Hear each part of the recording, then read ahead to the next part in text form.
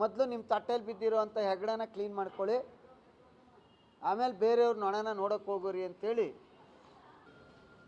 ಬೇರೆಯವ್ರನ್ನ ಮಾತನಾಡಬೇಕಾದ್ರೆ ಭಾಷೆಗಳನ್ನ ಉಪಯೋಗಿಸ್ಬೇಕಾದ್ರೆ ಸ್ವಲ್ಪ ಇತಿಮಿತಿ ಇರಬೇಕು. ಇತ್ತೀಚಿನ ದಿನಗಳು ನೋಡ್ತಾ ಇರ್ತೀವಿ, ಆರ್ ಟಿ ಐ ಕಾರ್ಯಕರ್ತ ಅನ್ನೋ ಹುದ್ದೆಯಲ್ಲ ಅದು. ನೀವು ಅರ್ಜಿ ಹಾಕಿದ್ರು ಆರ್ ಟಿ ಐನಲ್ಲಿ ಒಂದು ಇದು ಕೊಡ್ತಾರೆ. ಕಾನೂನೇನಿದೆ? ಇತ್ತೀಚಿನ ದಿನಗಳಲ್ಲಿ ನಿಜವಾಗಿ ಸಮಾಜಕ್ಕೆ ಒಳ್ಳೇದು ಮಾಡ್ತಾರೆ, ಹಗರಣಗಳು ಏನಾರು ಆಗಿದ್ದರೆ ಅದನ್ನು ಬಯಲ್ಗೆಳಿತಾರೆ ಅಂತ ಹೇಳಿದ್ರೆ ನಾವು ಕೂಡ ಅದಕ್ಕೆ ಸಹಕಾರ ಇರ್ತದೆ, ಯಾವ ಪಕ್ಷನಾರು ಆಗಿರಲಿ. ಕೆಲವರು ಒಳ್ಳೆಯವರು ಇದ್ದಾರೆ, ಕೆಲವರು ಅದನ್ನೇ ಜೀವನ ಮಾಡ್ಕೊಬಿಟ್ಟವ್ರು.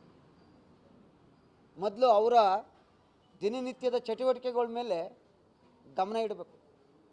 ಅದೆಲ್ಲ ರಘು ನಿಂಗೆ ಗೊತ್ತಿರ್ಬೇಕಲ್ಲ, ಒಂಚೂರು ಹಿಂದೊಂದು ಸತಿ ನಿನಗೆ ಗೊತ್ತಿರ್ಬೇಕಲ್ಲ, ಯಾರ್ಯಾರು ಸಪೋರ್ಟ್ ಮಾಡಿದ್ರು, ಏನೇನಾಯಿತು ಎಲ್ಲ ನನಗಿಂತ ರಾಘುಗೆ ಒಂದು ಸ್ವಲ್ಪ ಗೊತ್ತಾಯಿತು. ಬಟ್ ನಾವೇನಾರ ಇದ್ದರು ನೋಡಿ, ತಪ್ಪು ನಾನು ಮಾಡಲಿ ಇನ್ನೊಬ್ಬರು ಮಾಡಲಿ, ಅವ್ರು ಯಾರೇ ಆಗಿರಲಿ, ಕಾನೂನು ಎಲ್ಲರೂ ತಲೆ ಬಾಗಲೇಬೇಕು.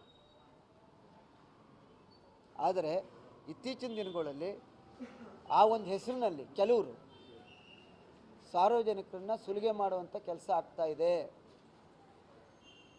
ಇದ್ರ ಬಗ್ಗೆ ಪೊಲೀಸ್ ಇಲಾಖೆ, ಇಂಟೆಲಿಜೆನ್ಸು ಗಮನ ಹರಿಸ್ಬೇಕು.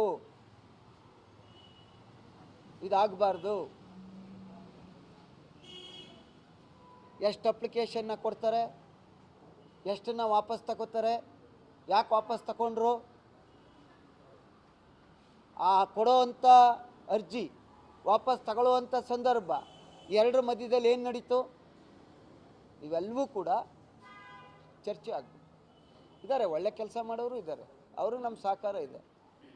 ಆದರೆ ಇದನ್ನೇ ಉದ್ಯೋಗ ಮಾಡಿಕೊಂಡಿರುವಂಥವ್ರನ್ನ ಕ್ರಮ ತಗೋಬೇಕು ಅನ್ನೋದು ಸಾರ್ವಜನಿಕರ ಹಿತದೃಷ್ಟಿಯಿಂದ ನಮ್ಮ ಒತ್ತಾಯ.